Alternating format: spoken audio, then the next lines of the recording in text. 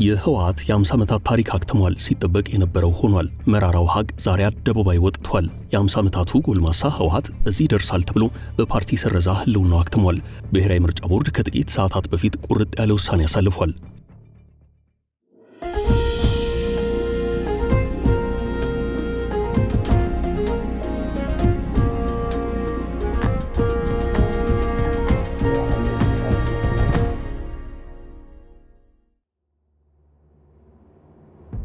የኢትዮጵያ ብሔራዊ ምርጫ ቦርድ ህዝባዊ ወያነ ሓርነት ትግራይ ህወሓት ከግንቦት 5 ቀን 2017 ዓ.ም ጀምሮ ከፖለቲካ ፓርቲነት መሰረዙን አውቁልኝ ብሏል። አሁን ባለው ሁናቴ ህወሓት ምን ይላል? የነገሮች አቅጣጫስ ወዴት ያመራል የሚለው መነጋገሪያ አጀንዳ ነው። ቦርዱ ዛሬ ከሰዓት ባሰራጨው መግለጫው ህወሓት ከየካቲት 5 ቀን 2017 ዓ.ም ጀምሮ እግድ በመጣል ህወሓት የሚጠበቅበትን የእርምት እርምጃ እንዲወስድ የሰጠው ጊዜ በመጠናቀቁ በድርጅቱ ላይ የስረዛ ውሳኔ እንዳሳለፈ አስታውቋል። ከዚሁ የኢትዮጵያ ብሔራዊ ምርጫ ቦርድ ውሳኔ አንጻር እስካሁን ባለው ሁናቴ ህወሓት ያለው ነገር የለም።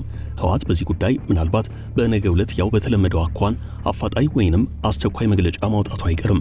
እንዲያም ሆኖ ህወሓት ከቀናት በፊት ባወጣው መግለጫ በኢትዮጵያ ብሔራዊ ምርጫ ቦርድ ወገን የህጋዊ ዕውቅና ስረዛ ቢኖር እንኳን የፕሪቶሪያው ስምምነት በእኔና በፌዴራሉ መንግስት መካከል ያለው ውል ስለሆነ ዋናው እርሱ ነው የሚል ይዘት ያለው መግለጫ አስነብቧል።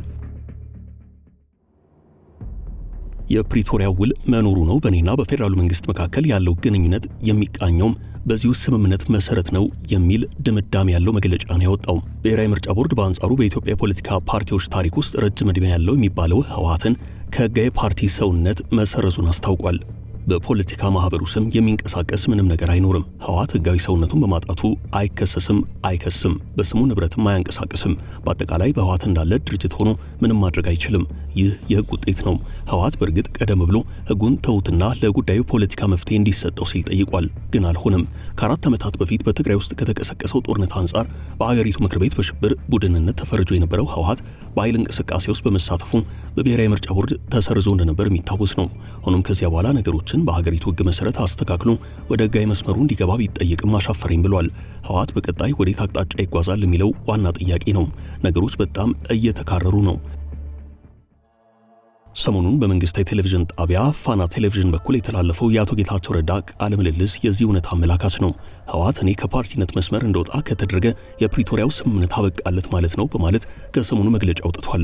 በእርግጥ ህወሓት የተሰረዝሁት ያኔ ጦርነቱ ሲከፈት ነው፣ የእኔ ክርክር አትሰርዙኝ ሳይሆን የተሰረዝሁበትን መልሱልኝ ነው ሲል ከሰሞኑ መግለጫ አውጥቷል። አሁን ጥያቄው ከዚህ በኋላ የሚኖሩት ሂደቶች ምን አይነት ፖለቲካ እንድምታ ይኖራቸዋል የሚለው ነው።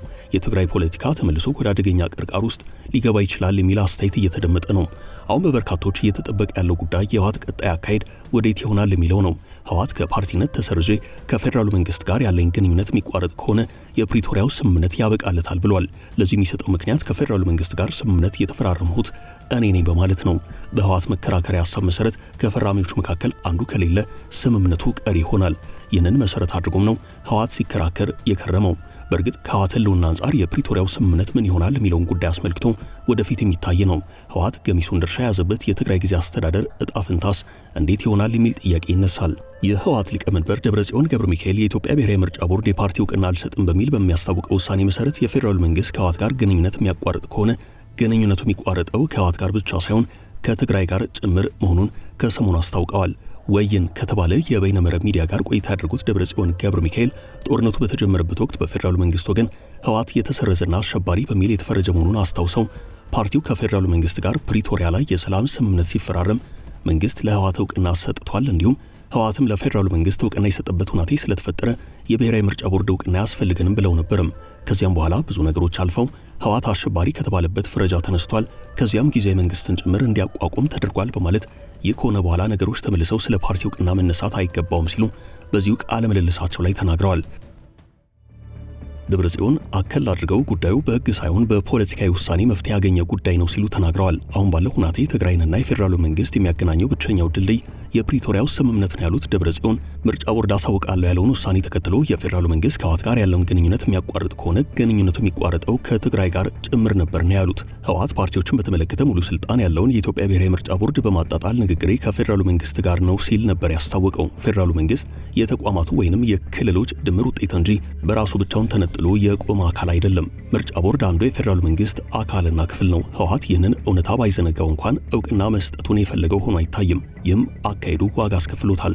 ከዚህ በኋላ ወደ ኋላ የሚመለስ ነገር ያለ አይመስልም። ህዝባዊ ወያነ ሓርነት ትግራይ በአመጽ ድርጊት በመሳተፉ የተነሳ በአዋጅ ቁጥር 1162 ህዝባር 2011 አንቀጽ 98 መሰረት ከፖለቲካ ፓርቲነት መሰረዙን ብሔራዊ ምርጫ ቦርድ ከዚህ ቀደም አስታውቆ ነበርም።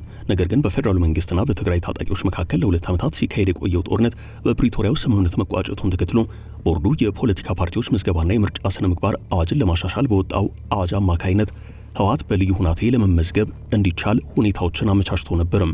ብሔራዊ ምርጫ ቦርድ ዛሬ ፓርቲውን መሰረዝ አስመልክቶ ባወጣው መግለጫም ይህንኑ ጉዳይ አነሳስቶታል። በአዋጅ ቁጥር 1332 ህዝባር 2011ን ተከትሎ በወጣ መመሪያ ቁጥር 25 ህዝባር 2016 እና ቦርዱ ምዝገባውን ተከትሎ እንዲፈጽም የሰጠውን ትዕዛዝ ህወሓት ባለማክበሩ በተለያየ ጊዜ ማሳሰቢያ ቢሰጥም ፓርቲው በህግ የተጣለበትን ግዴታ አልፈጸመም ሲል አስታውቋል። አሁን ህወሓት ህጋዊ ሰውነቱን ባጣበት ሁናቴ የትግራይ ፖለቲካ ወዴት ያመራል የሚለው ጉዳይ ዋና ጥያቄ ነው። ህወሓት ያው በተለመደው አኳኋን የራሱን ህልውና ከትግራይ ህዝብ ጋር አገናኝቶ እንደያዘ ነው። የትግራይ ፖለቲካ አልፋና ኦሜጋ እኔ ነኝ ይላል። በዚህ ሂደት ውስጥ በተለይ ደግሞ ምርጫ እየተቃረበ ባለበት ሁናቴ የህወሓት መሰረዝ በትግራይ ብሎም በሀገር አቀፍ ፖለቲካ ውስጥ ያለው አንድምታ ምን ሊሆን ይችላል የሚለው አሁንም እያነጋገረ ነው።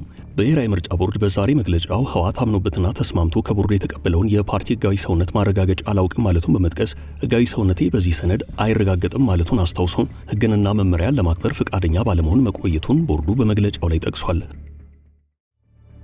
ህወሓት ከመጀመሪያው አንስቶ ብሔራዊ ምርጫ ቦርዱ ጋር እልህ ተጋብቶ ነው የከረመው። የኔ ጉዳይ በፖለቲካ እንጂ በህግ አይታይም ብሏል። ፓርቲው በልዩ ሁናቴ ሲመዘገብ በህጉ ላይ የተዘረዘሩትን ሰነዶች፣ የፓርቲ ፕሮግራም፣ የፓርቲው መተዳደሪያ ደንብና የፓርቲውን አመራሮች ስምና ዝርዝር ከፊርማ ጋር ለቦርዱ ማቅረቡን ጠቅሷል። ነገር ግን ህወሓት ህጋዊ ሰውነቱን እንዲሰረዝ የተላለፈው ውሳኔ እንዲነሳ ሚያዝያ 13 ቀን 2015 ዓ.ም ለቦርዱ ባቀረበው ጥያቄ በልዩ ሁናቴ ፓርቲ ሆኖ ለመመዝገብ እንዲቀርብ የተጠየቁትን ሰነዶች አንዳቸውንም አያይዞ አላቀረበም። ቦርዱ በጻፈው ደብዳቤ ህወሓት ሐምሌ 19 2016 ፓርቲዎችን በልዩ ሁናቴ የሚመዘግብ አዋጅ በታወጀ በሁለተኛው ወር ጥያቄ ሲያቀርብ በወቅቱ የአዋጁ ዓላማ አፈጻጸምና በአዋጁ መሰረት በልዩ ሁናቴ ፓርቲ ሆኖ የመመዝገብ ሂደት በግልጽ አስታውቆ ነበርም። ይህንን ለህዝብ ይፋ የሆነውን አዋጅ ዓላማና አፈጻጸም በግልጽ በማወቅና በመረዳት አዋጁ ላይ የተመለከቱትን ሰነዶች አያይዘው በማቅረብ በአዋጁ የተጠየቀውን የምዝገባ ስርዓት በመፈጸም ምዝገባው መከናወኑን ቦርዱ ተናግሯል። ህወሓት ሐምሌ 19 ቀን 2016 ዓ.ም ህጋዊ ሰውነት ይመለስልኝ ብሎ ጥያቄ ሲያቀርብ ጥያቄው የቀረበው የአዋጁን መውጣት ተከትሎ መሆኑን ፍትህ ሚኒስቴር ህወሓት ለቦርዱ በጻፈው ደብዳቤ በልዩ ሁናቴ እንደተመዘገበ የሚያስረዳ ነው። ቦርዱ ነሐሴ 3 ቀን 2016 ዓ.ም በልዩ ሁናቴ በመመዝገብ የሰጠው የህጋዊ ሰውነት ማረጋገጫ ሰርቲፊኬት በተሰጠበት ወቅት በግልጽ የቀድሞ ህጋዊ ሰውነት እንደማይመለስለት መገለጹን አስፍሯል። በወቅቱ የፓርቲው ከፍተኛ አመራር በቦርዱ ዋና መስሪያ ቤት ተገኝተው ሰርቲፊኬቱን ወይንም የምስክር ወረቀቱንና ደብዳቤውን በሚገባ አይተው አንብበውና ተስማምተው ፈርመው መውሰዳቸውን በመግለጽ በልዩ ሁናቴ ተመዝግቦ የተሰጠ ህጋዊ ሰውነት ማረጋገጫ አንቀበለውም ማለት ተቀባይነት የለውም ብሏል። ከተመሰረተ ከ5 10 ዓመታት በላይ ያስቆጠረው ህወሓት በምርጫ ቦርድ በልዩ ሁናቴ እንዲመዘገብ የቀረበለትን አማራጭ ውድቅ አድርጎታል። ለዚህ የቀደመው እውቅናው እንዲመለስለት እንጂ በአዲስ መልክ ለመመዝገብ ፈቃደኛ አለመሆኑን አስታውቋል። ፓርቲው ባለፈው ሳምንት ባወጣው መግለጫ በትግራይ የተካሄደውን ጦርነት ለማስቆም ከፌደራሉ መንግስት ጋር የተፈረመው የፕሪቶሪያው ስምምነት የድርጅቱን ህልውና የሚያረጋግጥ በመሆኑ እንደ አዲስ ምዝገባ እንዲያካሄድ እንደማይገደድ አስታውቋል። በዚህም የድርጅቱን ህጋዊ እውቅና ለመመለስ የሚያስፈልገው ፖለቲካዊ ውሳኔ እንጂ የህግ ጉዳይ አለመሆኑን በመጥቀስ የፌደራሉ መንግስትና ሌሎች የፕሪቶሪያው ስምምነት አሸማጋዮች የህወሓትን ነባር እውቅና እንዲመለስለት እንዲያደርጉ ጥሪ አቅርቦ ነበርም። ግን አሁን እንዲህ አልሆነም። በተለይ ደግሞ የፕሪቶሪያውን ስምምነት እንደ ዓለም አቀፍ ስምምነት በመውሰድ ህወሓት አደራዳሪ ዓለም አቀፍ ተቋማትን ልብ አድርጉልኝ ብሏል። ነገር ግን ይህ ሁሉ ጥረትና ሩጫ በስኬት አልተደመደመም።